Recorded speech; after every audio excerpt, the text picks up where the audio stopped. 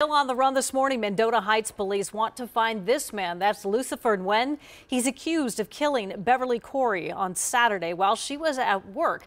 Ellery McCardle's with us right now, and what I'm hearing is from police is that the victim did not know this suspect. That's right, and I think that's what adds to the shock of this case. Corey was a trusted financial advisor, but friends say she was generous and truly cared about helping others. Outside of the building she worked in, people are dropping off flowers in her honor. Mendota Heights police say this is where Corey was killed on Saturday.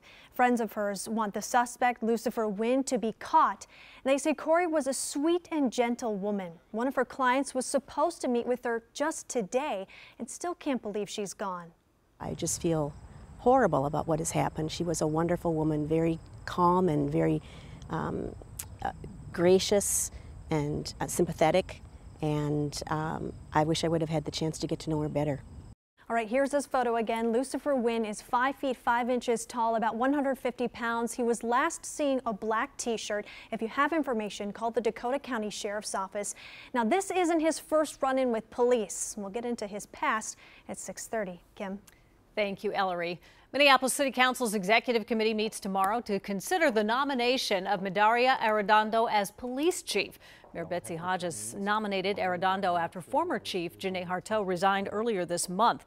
Hodges had asked for her resignation following the officer-involved shooting of Justine Damon. A public hearing would follow if the Executive Committee approves Arredondo, and then the appointment would also require the support of the full City Council. The Mendota Heights community is remembering this man, Officer Scott Patrick. He was shot and killed 3 years ago yesterday during a traffic stop. The father of two served as a Mendota Heights police officer for 19 years. A stretch of road in West St. Paul near where Officer Patrick died now bears his name. The man convicted of killing Officer Patrick is serving life in prison. The parents of Jacob Wetterling are asking a judge to keep the media out of a privacy fight over the investigative file. An attorney for Patty and Jerry Wetterling filed the motion in Stearns County District Court last week in response to a legal challenge by several news organizations and open government groups that want full access to the voluminous case file. The Wetterlings want to keep some of the documents private, saying they deal with personal family matters. The Star Tribune reports the Wetterlings asked the judge to review the contested portions of the file before deciding whether to release those documents. Kim? Big changes begin today at the White House. President Trump is bringing in a battle-hardened general to become his new chief of staff. John Kelly, who's been working as Secretary of Homeland Security, will now have the challenge of trying to quiet the storms that have surrounded the Trump White House in these first 6 months. At the same time, there are always challenges that are facing the president from the outside, considerable ones. A new one from Russia. Vladimir Putin demanding the U.S. reduce its diplomatic staff in Russia by 755 people.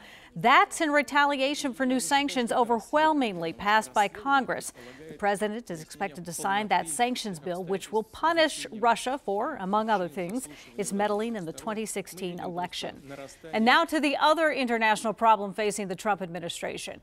What to do with North Korea and its increasing missile tests? Well, experts say the rogue nation's latest ballistic tests show North Korea can strike the U.S. Melissa Colorado is in the newsroom now with more on that. Melissa? Well, Kim, the weapons are getting closer and the rhetoric is getting hotter. U.S. Ambassador to the UN, Nikki Haley, says the time for talk is over. Now, yesterday, the U.S. sent 2 B-1 bombers that met up with fighter jets from Japan and South Korea. It was a show of force against North Korea, which tested its latest long-range missile on Friday. Some experts believe it could reach major cities in the U.S., including Los Angeles, Denver, even as far as Chicago. It is unclear how close North Korea is to being able to arm a missile with a nuclear warhead. Lawmakers are worried about the rogue nation's fast technical advances.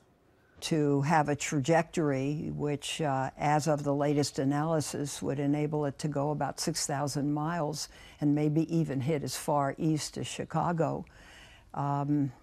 We can't have that.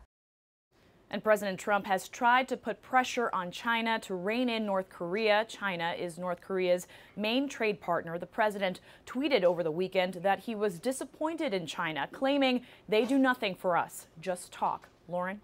All right, Melissa, thanks so much. Another ballpark brouhaha for Chris Christie. That New Jersey governor was caught on camera confronting a Chicago Cubs fan during the game in Milwaukee. The fan admits he was heckling Governor Christie, and you can't hear what Christie tells the fan, but he appears to say something like, quote, "You're a big shot," as he walks away. Now, you may remember Christie was booed after catching a foul ball during the Cards-Mets game earlier this month.